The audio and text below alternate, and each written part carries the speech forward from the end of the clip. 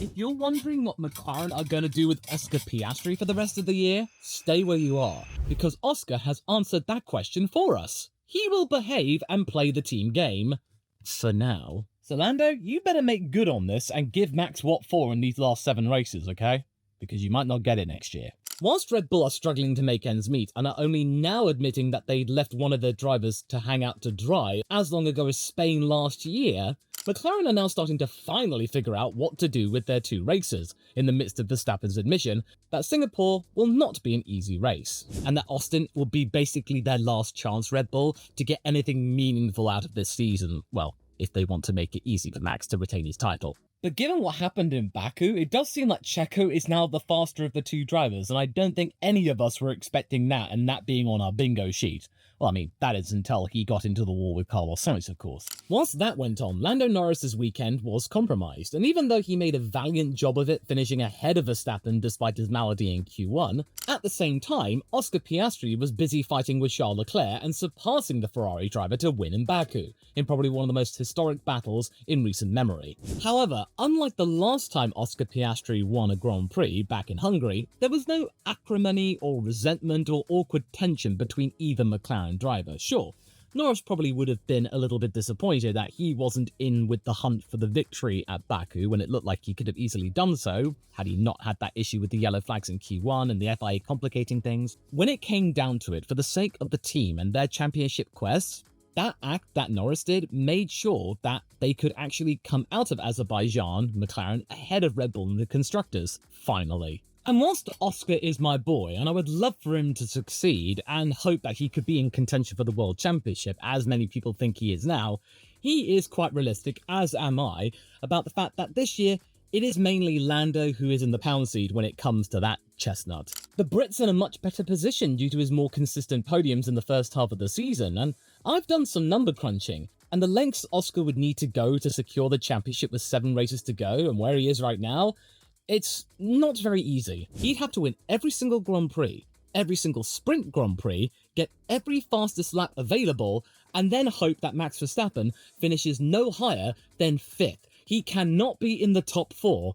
If he does, then that's it for Oscar. As for Lando, his lot is a lot easier. If he wins every single race, sprint and fastest lap, Max could finish as high as 2nd in all but 1 race or sprint, and Norris would be crowned champion in Abu Dhabi. Now, of course, this doesn't take DNFs into account, because that could easily throw things one way or the other. It could make Lando's job a lot easier, or it could make it a lot harder. Same goes for Piastri. But considering how reliable these cars are, and considering how teams are more than willing to just take the grid drop, because that might mean they could still score points, whereas if they just let it go long, it goes off. Yeah, there's a lot of caution going into this year. And as a result, Piastri's been a lot more circumspect with his lot, and even though F1's social media sphere is more than happy to poke the beehive of Norris fans, pointing out how many points Oscar's scored recently compared to everyone else, making him out to be the championship leader when he is not, the Australian isn't buying into that, buying into his own hype. He sums up here how he will comply with papaya rules and what he means to Lando Norris and his quest for the championship this year. It's very, very shrewd. Ahem. Baku has not really changed anything.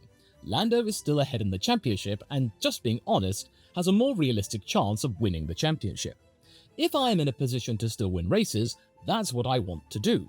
But, naturally, if there are times I can help out for Lando's championship bid, then I'll be happy to help if I can. But Baku is how we want to go racing as McLaren. Lando helped in Baku, we got it across perfectly, of our culture, and how we want to go racing. Lando was definitely a factor in the race. He helped with some tyre saving with Checo, he did that in quotes, so cheeky there, and until you arrive in a specific situation, it's difficult to discuss apart from demonstrating it on track. Now, this is a perfectly reasonable statement, wouldn't you say, even if you're not a fan of Oscars? And it's actually relatively reserved for a guy in his early 20s, because it honestly wouldn't surprise me to see a guy in his 20s think that he's perfectly invincible, that he can achieve anything. And it's precisely with Oscar Piastri being in his early 20s, which means that he's got nothing to prove at this time. His objectives for this year are more than complete. It's like he's done the side quests as well as the main objective. There's nothing more he needs to do this year. He's already made his point. He's right up there with the elites now, and going into 2025, he can now be considered as a championship contender right from round 1. He's also proven that he's going to be around Formula One for the rest of the decade, and maybe throughout most of the next decade. I don't think anyone's questioning his place within this sport. He is here to stay, as has been said to death by many social media outlets and many teams. It's such a hackneyed phrase at this point, I'm bored of it. Now, I know, you might be a little bit sad to hear that Oscar isn't considering a world title. At least, that's what he says to the public, given how much he's demonstrated his ruthlessness this year, which was further showcased when he seemingly ignored the calls from his engineer Tom Stollard to hold station behind Leclerc after fearing what happened on the medium tyres would happen again with the hard ones, considering they hadn't done any long hard tyre runs on the Friday. Stollard wasn't mad that Piastri ignored him, in fact, he was glad that he did, because it showed that when it came to the racer and the scientist, the racer won out. And sometimes science just has to take a back seat. Because these days, there's so much data to be had that could easily supersede the natural instinct of a racing driver. And I reckon that many youngsters out there would yield to the pit wall much more often without query. It takes a certain talent to reject numbers and go with their bums. That's the closest part of their body to the track. Oscar, seemingly, is one of those people who listens to their bums. Now, I'll talk more about that in a moment, because there is an interview that he conducted with an Australian publication, Code Sports, which really makes me think that Lando should be worried about what Oscar's having to offer for next year. But right now, Lando doesn't really have to worry about Piastri anymore, because Piastri said his piece, he will now go with the flow. And of course, this might come back to haunt both drivers if Lando Norris loses the championship by, say, 15 points or something like that, points that he could have had in Hungary, and if Oscar had held station behind him at Monza. That might make things awkward for the team later, but right now, it's absolutely fine. Because for right now, it's important for the sake of fairness to hear things from Lando's point of view. Does he feel like Piastri owes him one, or that he must help him in another race? Well, no. According to Norris, effectively, people are making a mountain out of a molehill when it comes to the situation between he and his teammate, and I am inclined to agree with that, because I have not seen any inklings right now that Piastri and Norris do not get along. They are in a consensus here that they are actually singing from the same hymn sheet, or they've been practicing their answers very carefully. People are making a bigger deal out of it than what it is. I just love to go out and race well and qualify well, and be in positions where my teammate can help me out, just like I was last weekend. I was in a position where I could help Oscar out, and probably got him the win in Azerbaijan. I played my part, and I'm sure Oscar will play his part when that time comes. In regards to brownie points with his teammate, I don't think it works just like that. Like, if I help him, he has to help me. It doesn't work so much like that, but if there comes a scenario during this race or one race until the end of the year where he can help me, then I'm sure he would do a similar thing. So it's not like a must, and it's not like you have to do this and you count. When you put these two quotes together, they do seem to be on the same page. Lando isn't keeping score as to when Oscar has to help him, but he would like his help when he needs it and the context is right.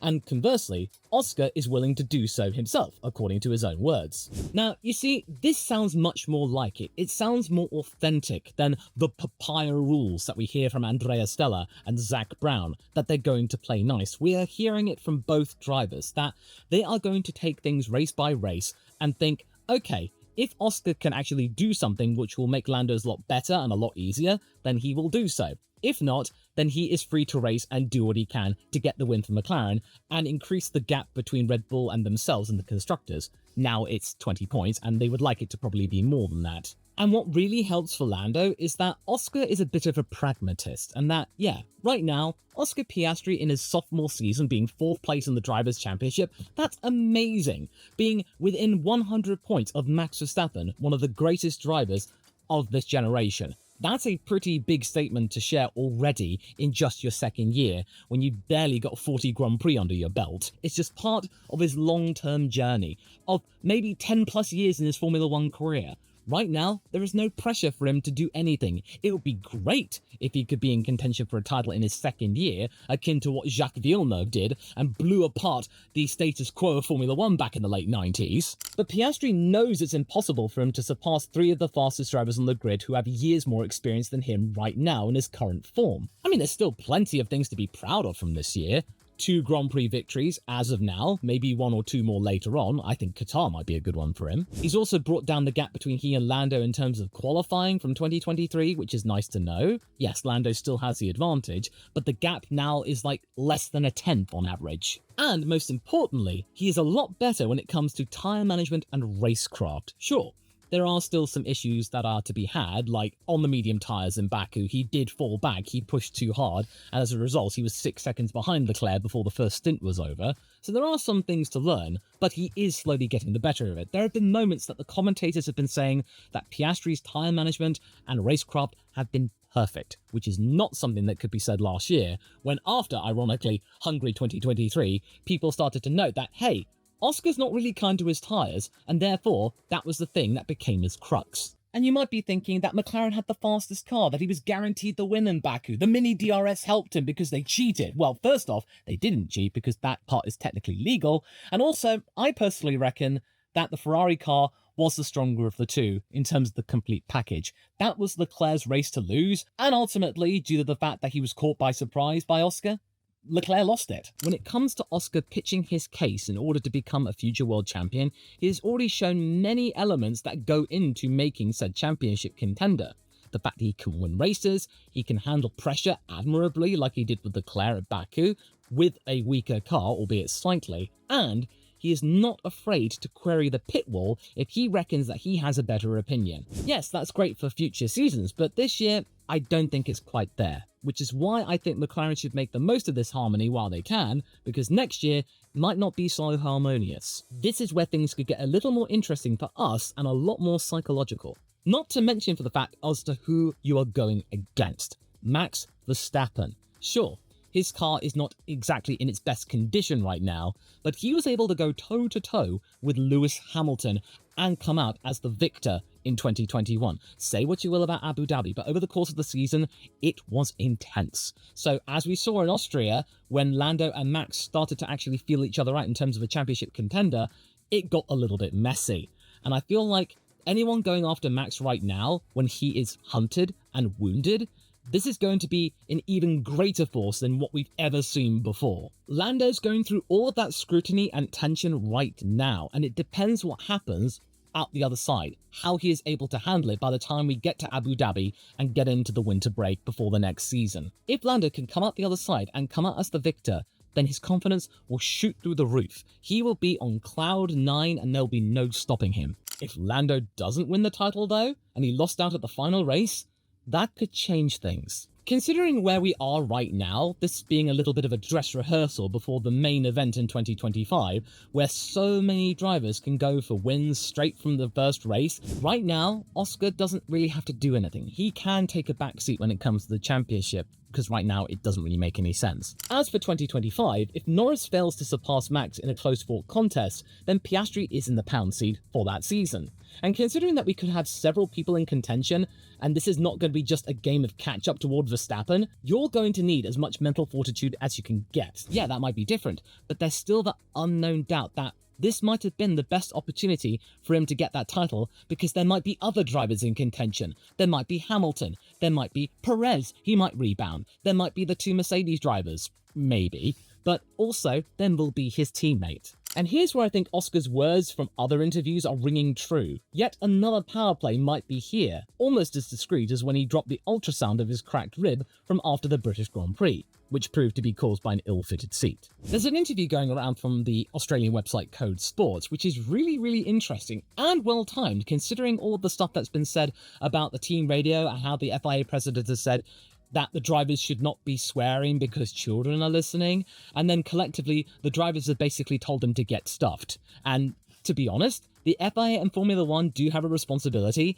because yes, drivers do cuss on the radio. That's what they do. They say it's because of emphasis to make their point clear. It's down to the F1 TV director picking out those sound bites and those clips to be then broadcast to the world. So really, it's on the TV director to be a little bit more careful when it comes to radio messages with language. This quote from Piastri, though, is quite ominous, and this was made before his 2 wins, just hours before his first dogfight with Leclerc in Monaco. I think the under-the-radar approach was a very sensible thing to do. Of course, I tried to get my personality out there when I could, but first and foremost, I was there to try and secure my future in F1 and show people that I mean business. I'm not here just to make up the numbers or be funny on the radio. I'm here to try and win races, first and foremost. Now, I didn't put on a funny voice or do the him thing because that was stone cold, and it was a little bit of a dig toward his teammate, who, after the Dutch Grand Prix, when he won that race on Verstappen's home camp, did the whole simply lovely thing, eh? People thought I was making a mountain out of a molehill about that, but it was clear that it probably would have rubbed up Verstappen in the wrong way. Daniel Ricciardo thought so. The media sort of looking toward it and going a little bit, that's a little bit odd. But the fact is, though, Oscar is right.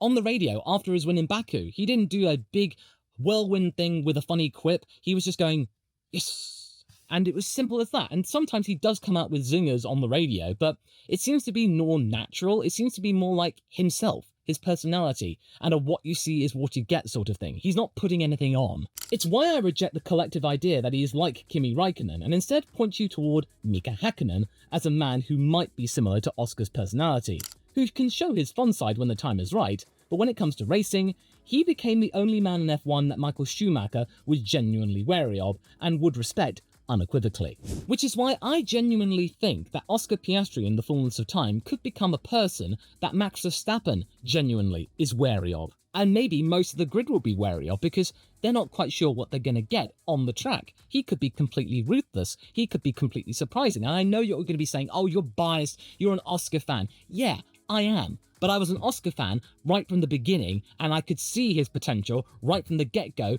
from Formula 3. But I think the most important thing to get out of this is that he's not trying to be a brand. He's not trying to be some kind of character. He's just trying to be a racer who goes out and wins races. He doesn't have to try and be something he's not. He's not trying to be the next Daniel Ricciardo, who's all happy and smiley and over the top. He wants to be someone different, someone who goes against the grain because he is the successor to Daniel Ricciardo in terms of an Australian race winner.